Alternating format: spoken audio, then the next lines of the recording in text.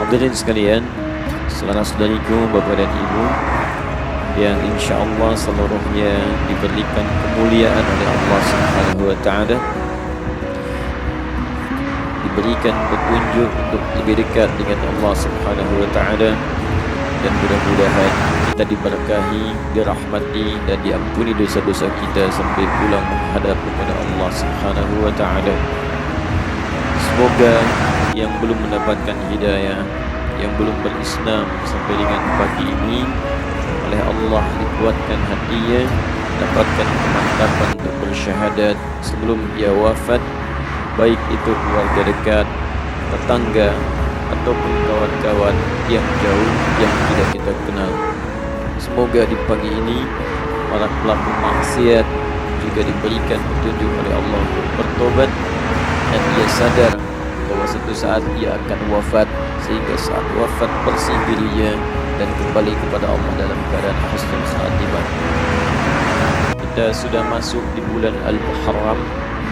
Saya sering katakan namanya Al-Muharram, ya, bukan Muharram tapi Al-Muharram, itu yang lebih tepatnya. Jadi ada Muharram, ada Al-Muharram, ada Haram, ada Muhrim, ada Mahram. Itu berbeda.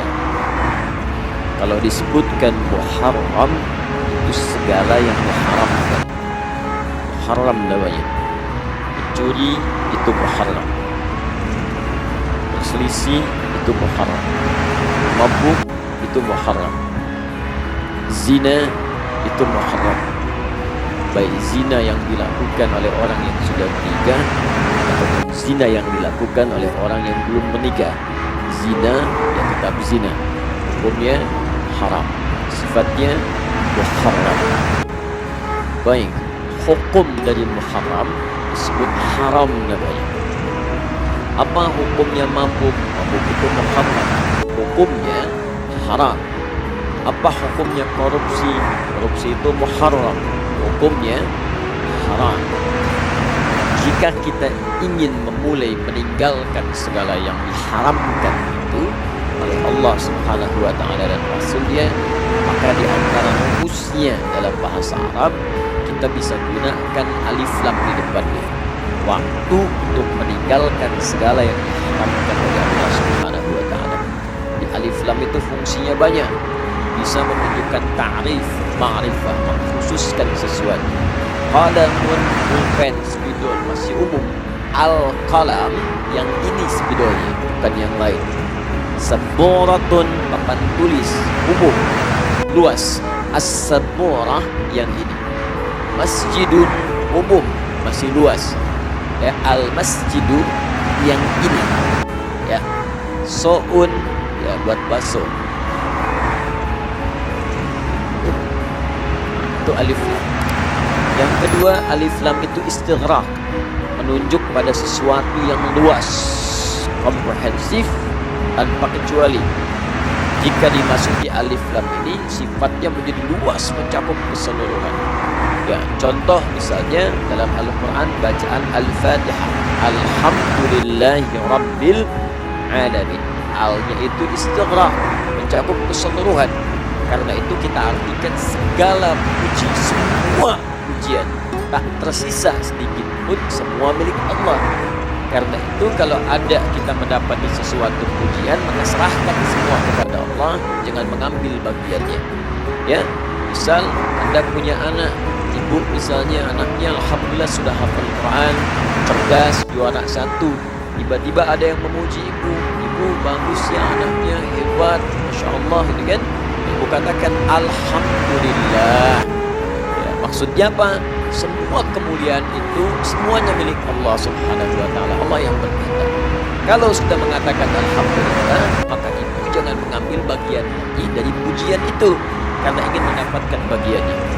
Alhamdulillah, semua karena Allah Subhanahu wa taala.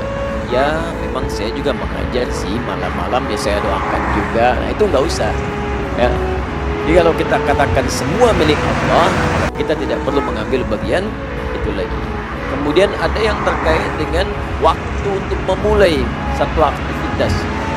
Ini kita kemudian masukkan alif lam ke nama satu bulan yang terkait dengan segala yang diharamkan oleh Allah Subhanahu wa taala. Kenapa di tahun Hijriyah itu bulan pertamanya ditetapkan dengan Al-Muharram? Ya, bisa saja di masa Islam diganti dengan nama lain, tapi dipertahankan nama ini bahkan sejak zaman Jahiliyah sampai datang ke masa-masa Islam. Yaitu apa di antara maknanya? Di antara maknanya, jika Anda ingin mulai berhijrah dekat dengan Allah Subhanahu wa taala, ingin mendekati hukum-hukum Allah dan Rasul-Nya, maka pertama yang harus dilakukan, tinggalkanlah segala yang diharamkan oleh Allah Subhanahu wa taala. Mulai saat ini waktunya kita untuk berlatih meninggalkan segala yang tidak disukai oleh Allah dan Rasul-Nya. Jadi kalau memang ingin hijrah, ingin dekat dengan Allah, tinggalkan yang diharamkan. Maka berlatihlah di bulan ini untuk meninggalkan segala yang dilarang oleh Allah. Mulai dari mata sampai ujung kaki. Latihan. Aku masih awal-awal. Aku masih tanggal 6. Ya.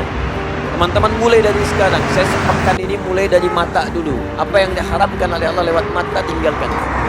Gambar-gambar yang tak baik, tontonan yang tak elok. Sepekan ini latihan aja. Tinggalkan. Sampai mata terbiasa melihat yang baik. Kemudian ke telinga. Pekan kedua latihan supaya telinga mendengar yang baik. Jadi praktek. Jadi kalau telinga ingin berhijrah pada kebaikan disukai oleh Allah, tinggalkan yang diharamkan oleh Allah. Ya, jangan dengarkan yang maksiat, jangan dengarkan ghibah, jangan dengarkan hal yang tidak penting. Lisan nanti ke lisan, ini agak sulit. Ya, 2 pekan lisan latihan untuk tidak mengucapkan yang dilarang oleh Allah. Ya, kata-kata kotor, mencela, menghina, hal-hal yang buruk sampai ke ujung kaki. Kalau kita berhasil kemudian melakukan itu, maka Masya Allah, Allah akan menjadikan hal-hal yang kotor dalam diri kita itu hilang seketika. Kosong.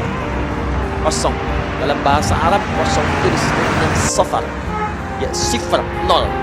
Sifar. Saat Anda bisa meninggalkan yang dilarang oleh Allah, maka 0, kosonglah kemudian nilai-nilai keburukan dalam diri kita. Kalau masa jahiliyah, kenapa disebut safar? Karena orang-orang Arab pada saat itu merantau, ya, keluar, sehingga orang yang tinggal di Mekah sekitaran Hijaz itu kosong, hampir nggak ada penduduk karena semua rata-rata pada merantau. Dipertahankan di masa Islam, dikaitkan dengan makna Hijriyah untuk memberikan kesan, bukan konteksnya orang keluar semua lagi, tapi dosa-dosa keluar dalam diri kita.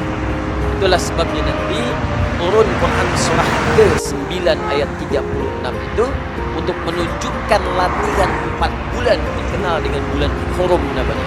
Termasuk Al-Muharram di dalamnya berlaku sejak masa-masa di jahiliyah, bahkan sebelum Islam, dikuatkan kemudian di masa Islam sebagai warisan para nabi-nabi sebelumnya. Inna iddatash syuhuri 'indallahi 12 syahran fi kitabillah yauma khalaqas samawati wal arda minha arba'atun hurum. Kata Allah, sungguh jumlah bilangan bulan di sisi Allah setiap mulai langit dan bumi diciptakan, ditetapkan oleh Allah setahun ada 12 bulan. Di antara 12 bulan itu ada 4 bulan untuk berlatih meninggalkan segala yang diharamkan oleh Allah Subhanahu wa taala. 4 bulan ini kata Nabi 3 berurutan. Talata mutawaliyan, 1 Dzulqa'dah bulan 11, 2 Dzulhijjah bulan 12, 3 Al-Muharram sekarang bulan pertama, dan yang keempat Rajabul Mudhar ma baina Jumada wa Sya'ban, bulan Rajab yang terletak antara Jumada bulan ke-6 wa Sya'ban bulan ke-8, yaitu bulan yang ke-7. 4 bulan ini. Jadi sekarang kita berada di bulan yang pertama. Ayo kita berlatih untuk meninggalkan yang diharamkan oleh Allah Subhanahu wa taala. Karena itu disunnahkan banyak puasa. Ya, di bulan-bulan ini. Boleh silahkan perbanyak puasa. Tidak harus Senin saja. Boleh dengan Kamis, tidak harus terbatas dengan Kamis. Selasa boleh puasa di bulan ini. Rabu boleh, Kamis berhenti misalnya, dinyambung lagi, boleh. Yang penting konteksnya perbanyak. Kenapa memperbanyak puasa? Karena puasa itu satu-satunya dalam Islam ibadah yang komplit yang diantara manfaatnya bisa mencegah seseorang berbuat maksiat. Puasa itu komplit saat dikerjakan, ibadah lain yang sunnah ikut di dalamnya, termotivasi kita mengerjakan ibadah sunnah lain. Makanya sering saya katakan, kalau di luar puasa, jangankan sholat sunnah, sholat fardu terlambat pun itu hati itu masih biasa. Tapi kalau dalam puasa, ketinggalan sunnah pun hati bisa gelisah. Padahal cuma sunnah. salat tarawih itu apa hukumnya? Sunnah. Tapi kalau ibu ketinggalan tarawih saat Ramadan gak enak kan? Bahkan saat habis maghrib sajadah udah dipasang saat pertama di masjid. Karena takut ketinggalan tarawih, bukan isyaknya. Tarawih.